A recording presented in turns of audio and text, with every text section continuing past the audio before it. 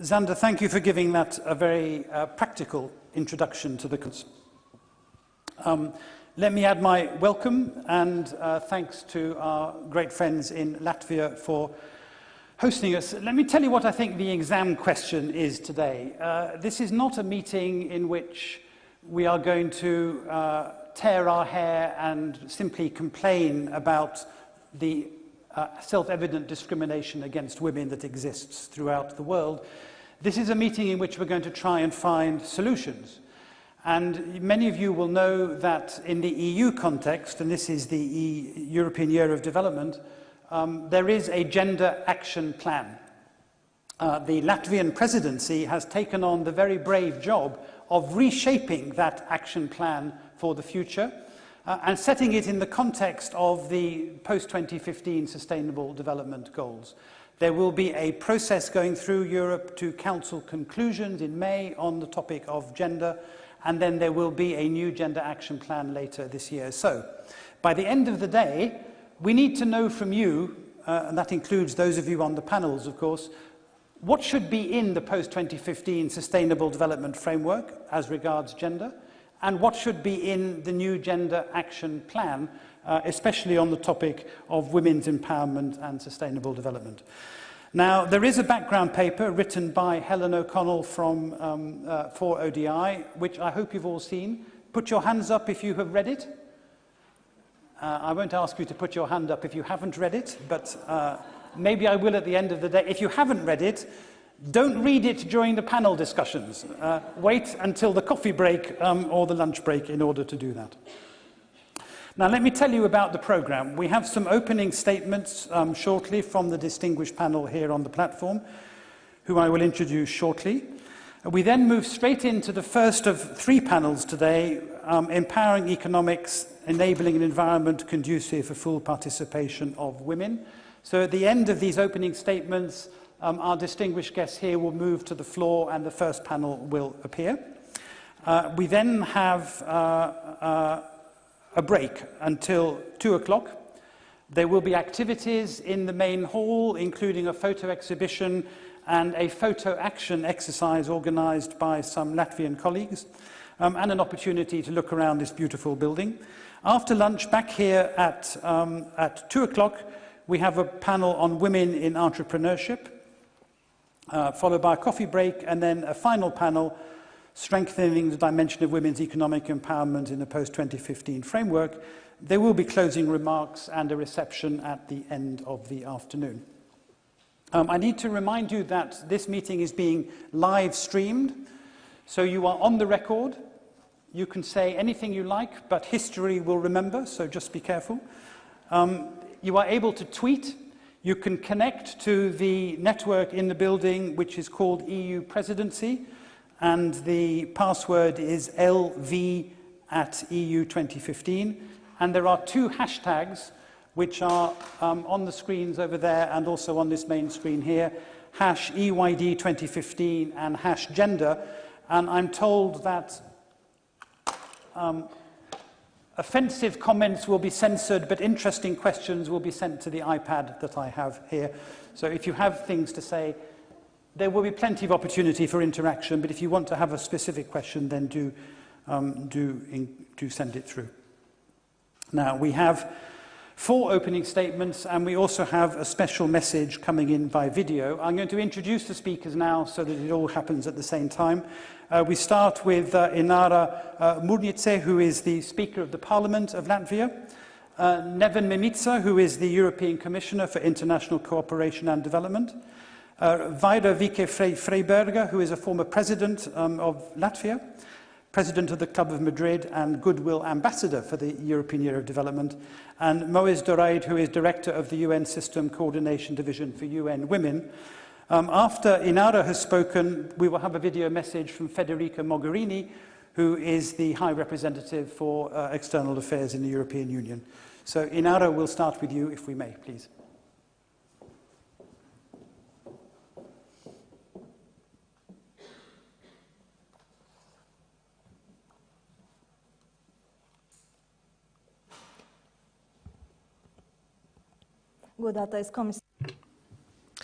Commissioner Mimica, Your Excellencies, ladies and gentlemen. 20 years have elapsed since the adoption of the Beijing Declaration and Platform for Action agreed at the UN Fourth World Conference on Women. The Latvian presidency is ready to facilitate gender equality, and we will shape the world which is equally fair both against men and women. But I would like to start my presentation with an ironic quote devoted to women present here today. First, Adam was created, and only then Eve. But we shouldn't forget, and that would be only scientifically grounded, because God's hand was better trained when he created a woman. And therefore, a woman, as an special piece of art, should have the first place everywhere. These ironic words have been said by Zenta Mauriņa, who is a poet and a writer of Latvian nation. And though she spent almost all her life in a wheelchair, she was the first woman in Latvia who obtained a doctor's degree. That was in times when most women were housewives, and it was considered that work in the politics and for the public good is a domain for men. Courage and daring are words that characterize Miss Zenta Mauriņa, and these qualities are important and necessary in order to address challenges, in order to create a world that is equally fair against men and women. Women today are managers, scientists, and they can be found in high positions, which was not possible previously. And I was pleased to know that almost 46% of people in managerial positions are women, and that's one of the highest scores in the world. Unfortunately, due to many economic conditions and societal models in Pakistan, in Algeria, that is only 4.9%. And the research shows that there is a direct relation between the gender equality and economical situation in any country. Of course, the driving force of economy are people and their skills. Though in the countries that are undergoing fundamental political and economic changes, the economic growth can be boosted by better use of women's skills. Gender mainstreaming has been recognized as an appropriate strategy to ensure gender equality.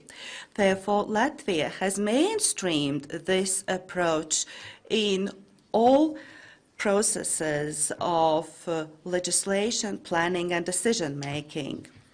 The NGOs have to play a significant role by involving in the development of legislation and offering solutions for political challenges. Though we should not sink in self-indulgence, though many women have achieved a lot, many of them still face major obstacles that do not allow them to become financially independent and to provide subsistence to the ones they support. I believe that education is one of the main solutions that can ensure independence, because that boosts self-confidence and creates new opportunities. Education is a value that cannot be taken away, never ever. The goal of women is not to become superior of men, no. The aim is to achieve equal rights, and the aim is to identify better examples and to set them as the best practice. And to conclude, I would like to mention another example from the situation of Latvia. In 1999, we elected Ms. Vaira Vīķe Freiberga as our president. At that time, part of the society were kind of confused, and they posed a question whether this is a job for a woman, because until so far we had only men in this position. And I can confirm that Ms. Vaira Vīķe Freiberga was the most outstanding president of our country since the first time of our independence. And now, when preparing for presidential election in the end of this year, we are assessing the skills of the candidates, but nobody is asking whether the president should be a man or a woman. That means that women have to be courageous and show that they are ready to use their skills and knowledge professionally, which means that we women are equal both professionally and skills-wise. And I wish you fruitful and successful discussions during this conference. Thank you. You want to say that your poet isn't your poet sitting in the second row? The female poet you mentioned? No, somebody different. Okay. All right, now I think we have the film from Mrs. Mogherini. Is that right? Dear friends, I am really very sorry not being able to be there with you today in Riga. Allow me to start by thanking sincerely the Latvian presidency for making this conference possible. This high-level session today opens a whole month dedicated to gender equality and women's empowerment in light of the International Women's Day. Less than 2 months ago, together with President Juncker and my fellow Commissioner Neven Mimica, we were in Riga to launch the European Year for Development, and today we recognize the crucial role of women to promote sustainable development. It is 20 years since the Beijing Declaration and Platform for Action, and 15 since the adoption of the UN Security Council Resolution 1325 on women, peace and security. It is therefore time for review and assessment, but it is also the time to intensify actions and measures to ensure the full and swift implementation of the commitments we made in Beijing, and to double up our efforts, in particular in those areas where progress has been slower. The important anniversary of this year coincides with the discussion on the post-2015 development agenda, and I am convinced that the empowerment of women and girls, ending any discrimination and violence against them, must be at the core of the post-2015 agenda and serve as essential elements for progress in eradicating poverty and in achieving sustainable development. When we secure the rights of women and girls, we are not only investing in equal and progressive societies, we are also untapping the potential of half of the world's population. The way we deal with these fundamental issues will determine how transformative the post-2015 agenda can be, and whether or not we can take global development to a different level. This is why the European Union supports a standalone sustainable development goals for gender. We welcome the open working group document, which not only includes such a goal, but secures the mainstreaming of gender through several development goals.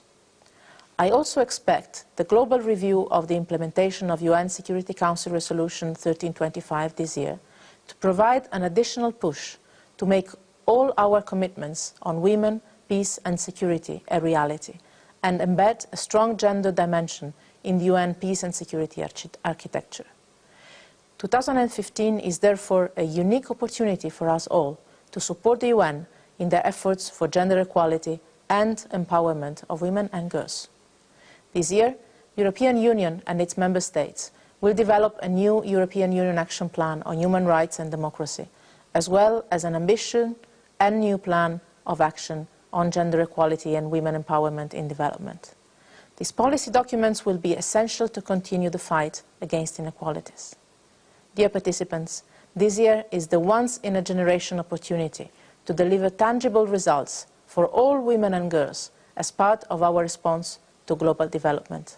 We cannot miss this opportunity. Thank you.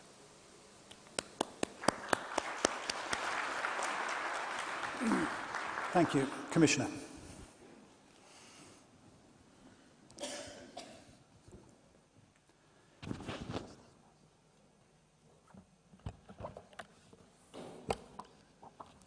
Good morning, Excellencies, distinguished participants, ladies and gentlemen, dear friends. I didn't come here because I was an European Union's commissioner. I came here primarily because I'm a human being, a person who wants to see equal rights for women across all social, economic, and political walks of life. I came here because I might be in a position to contribute a bit more than others to not only come closer, but to reach the goal of gender equality globally and locally, across the world, and in our own families and neighborhoods. Therefore, I am committed to continue speaking and working on bringing gender equality and women's empowerment at the forefront of the European Union's development agenda. I will be relentless in integrating gender equality dimension in all EU policies and in each and every project that we implement around the globe. Gender equality is indeed a key issue. Therefore, we need to be very clear. Development simply cannot happen if half of the world's population is left behind. Supporting women's empowerment is not charity, but an effective way to promote sustainable and inclusive growth. The Millennium Development Goals have played an important role in drawing increased attention to gender equality and women's empowerment. But the progress has been unacceptably slow. Let me just remind you of some figures to underline the gaps between the commitments made and the results achieved. Globally, 64% of the people lacking basic reading and writing skills are women. 1 girl out of 9 marries before the age of 15. About 800 women die every day from preventable causes related to pregnancy and childbirth. 7 out of 10 women experience physical and/or sexual violence in their lifetime. About 133 million women and girls in the world have recently endured female genital mutilation. Globally, women are 43% of rural workforce, but they represent only 1% of landowners. Because those figures are shocking, the European Union is calling for a strong focus on the empowerment of women and combating all forms of violence against women and girls in the global post-2015 development agenda to be agreed later this year. These are important values and objectives, as the human rights of women and girls are an inalienable and indivisible part of universal human rights. Equally, the question of economic and social empowerment of women is also central to economic growth in general. We all know that the challenges are numerous and complex, both within the European Union and in our partner countries. Let me start from home.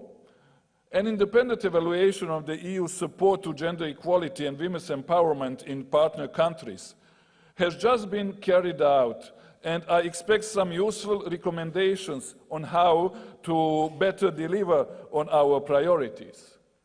In this regard, I am certain that we can further strengthen, first of all, our leadership commitment to gender equality and women's empowerment, and our investment in high-quality gender analysis and gender expertise. Also, our joint capacities and coordination, and also further strengthens our accountability. I have proposals on how to do this, but I will also need your help to succeed. First of all, let us renew our political commitment here today. This will help us to maintain a strong EU position in the run-up to the September UN summit, when the entire international community will be deciding on its new agenda for global sustainable development for the years to come. Secondly, let us prepare an ambitious new framework for action. In autumn, I hope to see in place a comprehensive and a robust successor to the current EU Gender Action Plan for Development Cooperation. A more strategic document which is more focused on results and better tailored to respond to the specific situation and needs of the countries with which we are working. Our Gender Action Plan will be much more an action than a plan only. I invite you all to support the Commission in its preparation, but also in its late implementation, in full coherence with the new EU Human Rights Action Plan and the new EU Strategy for Gender Equality. Therefore, this conference input in examples of ongoing or missing action in a gender equality area will be a very valuable contribution to having a new European Union Gender Action Plan. Thirdly, I want us to promote specific and concrete actions to fight all forms of violence against women and girls, including various harmful practices, to increase the quality of our education support, to reduce maternal and newborn mortality, and improve the overall health of women and girls, to give women a strong voice while providing them with easier access to finance and other tools to help them prosper economically, which will in turn also mean contributing to the development of their entire communities. The Commission is already funding specific programs to empower women and girls in post-conflict or fragile countries, such as the Central African Republic and Somalia. But we intend to do more, and in a more targeted way. We are increasingly working on the inclusion of a full and comprehensive gender perspective in all our programming documents. We are also paying the utmost attention to ensure that our initiatives in all sectors and in all partner countries have a positive impact on women and girls, from justice to the agriculture sector, energy and infrastructure. A general results framework is also being developed to measure the impact of what we do, and particular attention will be given to women's rights and needs. On a global scale, I am convinced that we need to change mindsets in order to change social norms and conventions that hamper women's and girls' rights all around the world. This will help to generate social, economic and environmental development. Investing in women's entrepreneurial skills and education will undoubtedly help us achieve progress on all three fronts. This is about smart economics, and we have figures to prove it. We are here today to take stock of what has been done so far, but most importantly, to discuss how to move faster toward actual gender equality and lasting empowerment of women. I hope that the results of this conference will facilitate the achievements of the EU's objectives and encourage new partners to do it together with us on a global scale. I know we have partners in UN Women, but I also want UN, EU, and all other men and boys and girls to follow suit. not only in this European Year for Development, but beyond. This is why I would like to sincerely thank the Latvian presidency for organizing this event. I wish you all fruitful discussions and productive conclusions that could already tomorrow be put into concrete actions, which always speaks louder than words. You can count on my support. Thank you very much.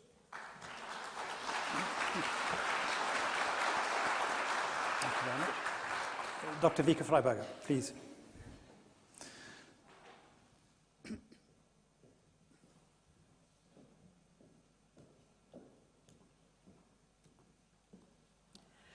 Your Excellency, Excellencies, ladies and gentlemen, European Commissioner, also representatives of the United Nations and Ministry of Foreign Affairs, Latvia becoming the presiding state of the European Council has organized this conference with the idea of using it for various purposes. And of course, it's good to speak your mother tongue. My experience has always shown that in this language, about which the European Union says that all languages can be used in the European Union, but European Union is a place where people come together and all of them speak bad English. So I will join those people who speak better or worse English with a better or worse Latvian accent. And now I will give some job to the people who interpret into Latvian, not into English. Dāmas. Usually in international audiences and in connection with international events, I not only speak in different languages, I think in different languages. So I have decided to address you directly in this language which we all speak together, more or less badly, depending on where we were born and what our accent is. English has become the lingua franca, and it is easier for me to communicate in it because of my work both with the United Nations as Goodwill Ambassador, in the Global Leaders for Reproductive Health, where Madame Fumile-Nzuko is also a member, in the extensive work of the Club de Madrid with women's empowerment and shared societies, the representing Eastern Europe at the Trust Fund for Victims at the International Court in The Hague, where we know that the victims in large part and disproportionately are women, and generally, of all the ills that human flesh is heir to, there is a disproportionate, always, part of women who bear a greater burden than do men. We are not here to whine, as our moderator reminded us, but we must remind ourselves of the facts. Women still are not at the same level as men, in spite of the very serious and striking progress that has been made since the declaration of the Millennium Development Goals, and certainly within the course of my lifetime. Why is that so? We have by now in place, in large parts of the world, legislation, legal frameworks, a recognition of human rights that most countries in the world have subscribed to, even if they do not always practice what they have accepted or what they preach. The problem is with the implementation of all the measures that should lead to equality, and I would remind you that be a country advanced, of medium development, or still developing, or even a failed state, wherever you look, you will find inequalities between men and women, which truly should not be there if, as has been pointed out again and again, the human race wants to take advantage of its full potential, so that every single human being who is born on this planet should, at the moment of birth, have the same opportunities ahead of them, regardless of any parameters which might distinguish this particular individual from any others. We have spent a lot of effort over the centuries to eliminate class, discrimination, slavery, serfdom. We have worked very hard in countries like the United States of America against racism, and this continues in other parts of the world. Prejudice of every possible kind still flourishes among us. And glass ceilings, very subtle, not very explicit, exist in the most advanced and richest and most democratic countries in the world, including those in Europe, with a very, very few exceptions. But there's no country that can claim that in every aspect of life, women are equal to men. Why is that? Well, the reason, of course, is biological. When God created humankind, most mythologies of the world and most religious doctrines will make a great differentiation between the roles that were meant for men and women. And biologically, this is so. We are not like amoebas, and we are not like some plants or even some animals, which are either bisexual or no sex at all. We do not reproduce by splitting apart and so forth. We do have an important role for women. Indeed, women are the backbone of the human race. They are the ones that carry it forward. If you come right down to it, we could do with far fewer men in the world and manage quite well without them.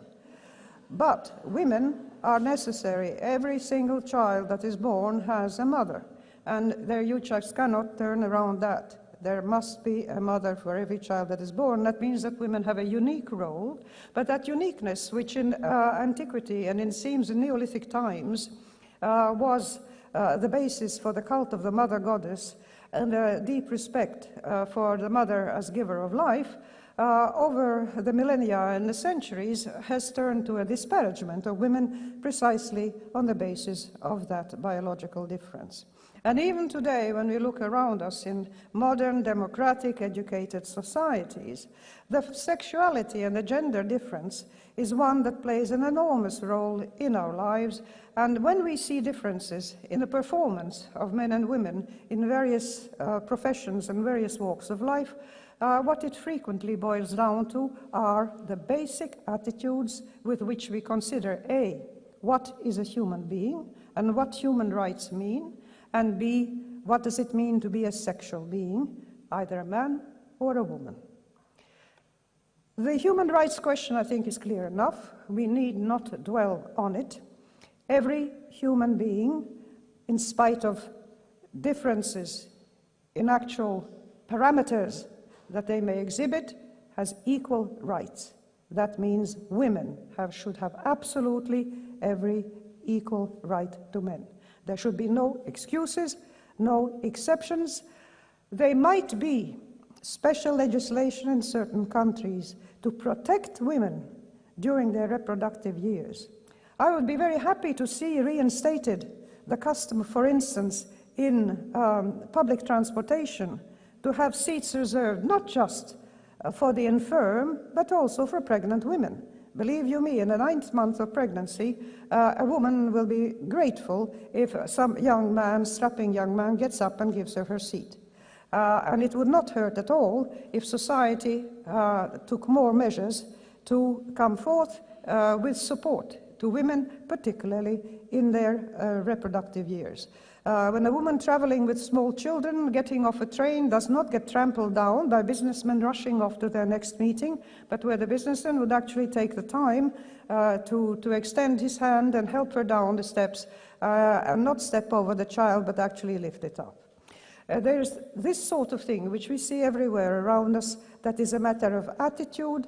And the women's liberation movement, in a way, has helped us move forward, but it has also put barriers in our way in the sense that there is no conflict or enmity between the two sexes. They are both part of the human race. They are complementary. In terms of reproduction, the ones are concave and the others are convex, as Ogden Nash put it. And the necessity to make an equilibrium between them is what society should be working on. That means that a woman who wants to become president, either of a country or of a bank, or of her own business, or take on any other responsibility, should have the same rights as a man, but at the same time, she must not have to give up her sexuality or her reproductive rights. When I was a graduate student at McGill University, a very progressive place in Canada, of course, a number of decades ago, I was told by some of my professors that we women had been accepted because of our high marks and the rules that the university had adopted, but they were really sorry to see us sitting there taking up space that could be taken up by a man who would become a proper scientist, whereas we would get married and have children because, of course, a woman had to make a choice, be a scientist or be a mother. Well, just to spite them, several of us in my year as PhD students, we got pregnant while we were still writing our PhD thesis. And we have done rather well ever since, I can assure you. Thank you very much.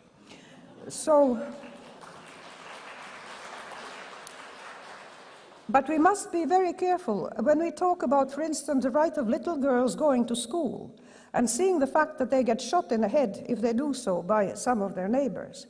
If we see little girls kidnapped from their boarding school, and then a movement actually priding itself on making, and supposedly in the name of their God and of the values of their holy scriptures, when they rape these little girls and put them out as sexual slaves, it seems to me that there is a perversion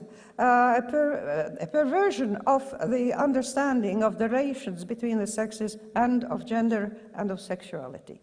In the West, what we see is an enormous commercialization of women's sexuality. We see it at every turn.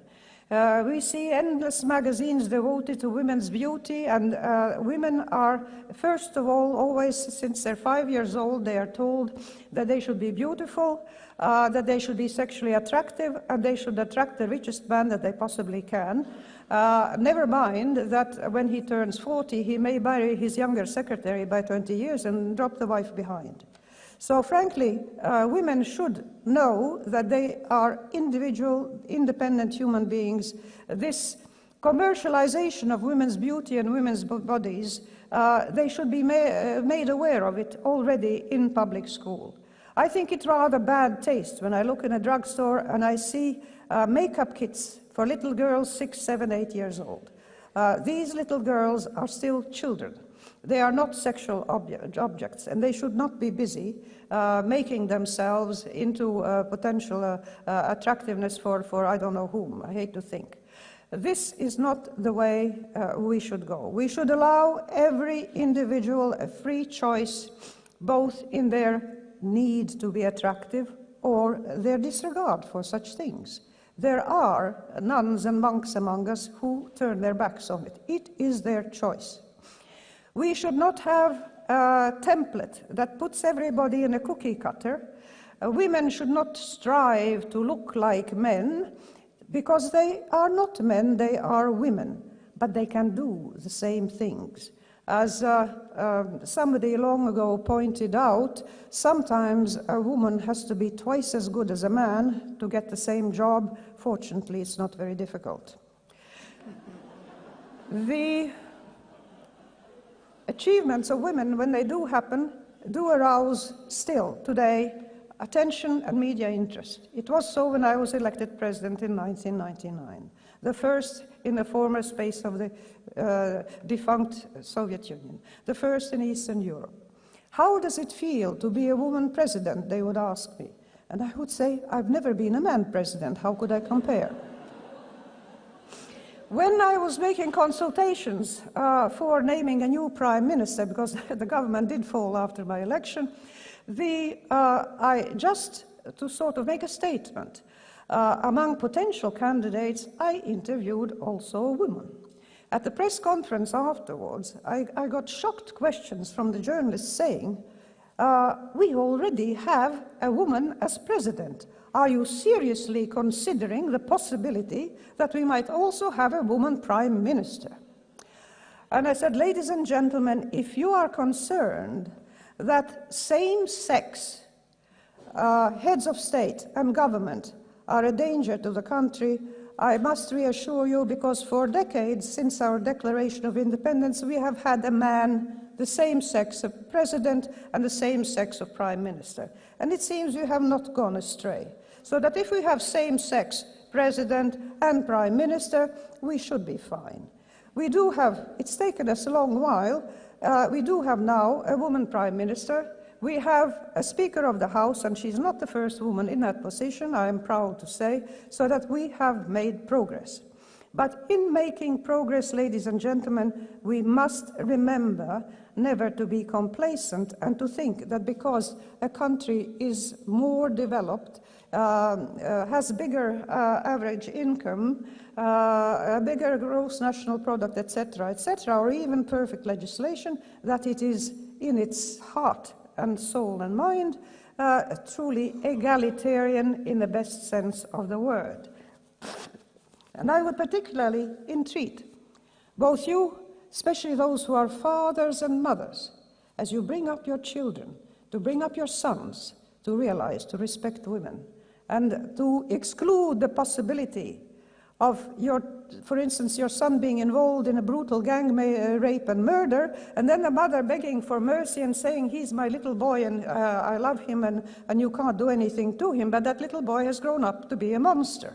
Please do not let your sons grow up into monsters, and please make sure that the little girls in your care have a full understanding of their value as human beings, of their potential for anything that their God-given rights and their talents and innate abilities have permitted them to do. Do encourage them both equally to respect each other and to think of themselves first and foremost as human beings. When we have all done that everywhere in the world, I can assure you the world will be a much better place. Thank you. Thank you very much.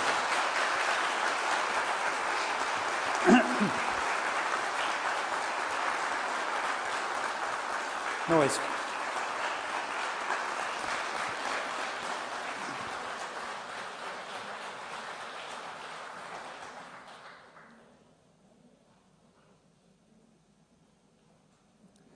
Excellencies, distinguished participants, friends and colleagues.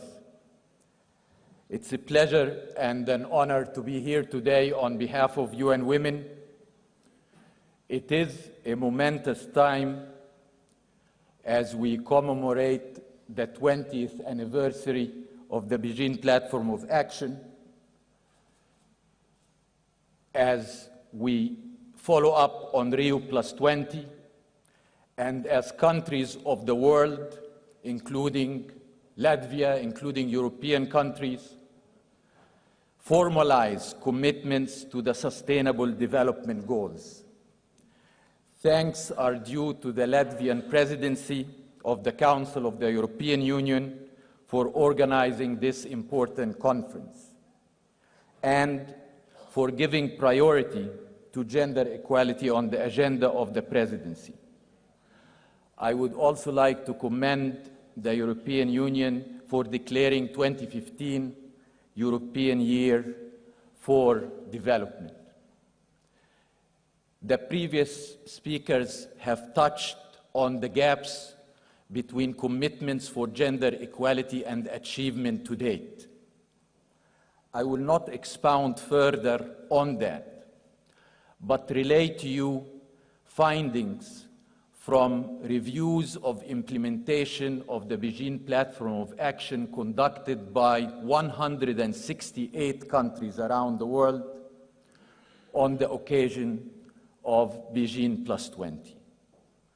And indeed, these reviews have underscored that gender inequality remains the most pervasive form of discrimination globally, and that violence against women remains one of the most prevalent forms of violence. Not only that, but the one most plagued by silence and by impunity. I will touch on aspects of the way forward and then move to a rather specific review of where we stand on the post-2015 framework. On the way forward, as we tackle the topic of our meeting today, let us reaffirm women's empowerment and gender equality as goals in their own right, and also as powerful drivers for development and human rights. Realizing sustainable development at the global and national levels will not happen if women do not realize their economic rights. This requires transforming power relations and addressing structural inequalities in households, in markets, and the state, to enable women to be decisive participants in shaping the terms and conditions of their engagement in life. In order for women to leave poverty through their economic endeavor, the binding constraints they face ought to be recognized and eliminated. The obstacles include exclusion from labor markets and from decent employment, as well as from decision-making. Obstacles to women's empowerment also include lack of access to assets, to productive resources. Success cannot be realized if we do not recognize, reduce, and redistribute caring responsibilities between men and women, enabling more children to go to school and have access to quality child care while investing in water and sustainable energy to ensure that women don't spend long hours hauling water or collecting fuel woods. Expenditures that lessen the burden of unpaid care work are not costs, but they are investments that produce growth and jobs in a pro-poor and inclusive manner. We must work tirelessly to create enabling normative frameworks and global goals to support collective representation and enforcement mechanisms that guarantee women's rights. This brings us to the post-2015 development framework and the Sustainable Development Goals that have to reflect women's social as well as economic empowerment and will be fundamental to securing more gender equal and sustainable societies. In this regard, we appreciate the European Union's strong support for a standalone goal for gender equality in the post-2015 framework, and also the work currently being done to align the EU's own strategies with this direction. As you may be aware, the post-2015 framework will likely be composed of several components. One is a declaration, another is a set of goals and targets, a third is a framework for implementation, a framework for accountability, and financing for development and for these goals. As UN Women, we have been engaged in the intergovernmental process and negotiations around this framework. And indeed, we welcome the output of the Open Working Group on the post-2015 framework. A good deal has been achieved in this outcome. As champions of gender equality and women empowerment, like many of you, we see room for improvement in such a framework as it stands now. For example, on the declaration, the latest version, which presented elements of that declaration, had 5 sections. There was reference to gender equality in only one of these 5 sections. We know that targets and indicators are where the rubber of the haughty goals will hit the ground of action and funding. And indeed, the achievement of a standalone goal, which is the 5th in the current draft, is welcome. Under this goal, there are targets that also are progressive and point a positive way forward. Still, there is room for improvement. For example, several of these targets qualify their implementation on compatibility with national laws. This can create a disconnect between the existing international normative frameworks in CEDAW and the Beijing Platform of Action and implementation on the ground. And it is quite noteworthy that such qualification with respect to applicability of national laws does not exist when it comes to other goals, such as the poverty reduction goal. So we are keen that such qualification is removed.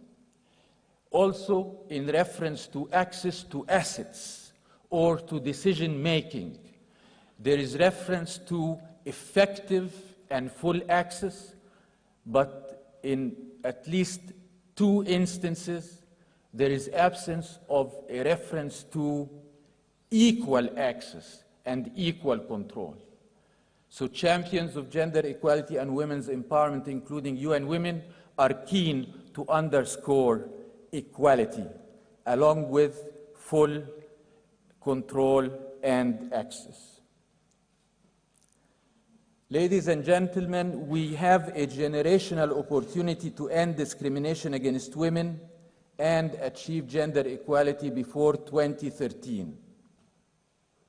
To put it in historical perspective, the 19th century saw humanity overcome slavery. The last century, we experienced humanity overcoming colonialism and totalitarianism. The upcoming post-2015 framework promises to eradicate absolute poverty. It is within your hands to ensure that it also ends the most pervasive form of discrimination, gender inequality. Thank you. Thanks very much. In a moment, I'll ask you to thank the panel and we will do the handover. But just before we do that, I think we've heard some really important interventions and learned a few important things in the last few minutes. Of course, we all agree that gender discrimination is absolutely at the top of our agenda and a high priority. I was going to do a vote on that, but we won't bother because I think everybody in this room will agree. But we've learned some other more important things. First of all, it's about men as much as it's about women. When I worked at the Institute of Development Studies in Sussex, the gender course was called Men, Women and Development, because actually the problem often starts with men. We've heard how important leadership is. And I think it's extremely important that on this panel today, we have leaders from different communities, different institutions, saying not just that they think gender discrimination is important, but they are committed to do something about it. And if you read the background paper, leadership at all levels is the precondition for successful action. But what have we learned about what we might do? And here I think we have a big question that we need to explore more in the rest of the discussion today. Is it simply about attitudes and culture? Is it about projects, delivering microcredit to women or setting up new banking systems that women can access? Is it about changing laws so that there are laws against discrimination, for example, and laws, of course, which respect the equal rights of women as well as men? Is it about collective action by women, which is something also represented in the background paper that Helen wrote, and how is it that women are going to organize themselves? If we're going to be practical, as a number of our speakers have suggested, it's not enough simply to say we recognize the problem. We need to end the day with 5 or 6 really strong, specific recommendations that can go into the 2015 framework and into the EU Gender Action Plan. So in a second, I'm going to ask you to thank the audience, thank the panel and swap panels. But while they're swapping over, I want you to talk to your neighbor for 2 minutes and identify the 3 or 4 key actions that you think should be on the agenda in the period going forward, either in post-2015 or in the EU Gender Action Programme. And in the course of the panel discussions, I might point at you and ask you to tell us what you have on your sheet of paper. So this is a serious exercise. It's not simply a time filler. Please identify the 3 or 4 practical actions that we should be taking. But before we do that, please join me in thanking this excellent opening panel.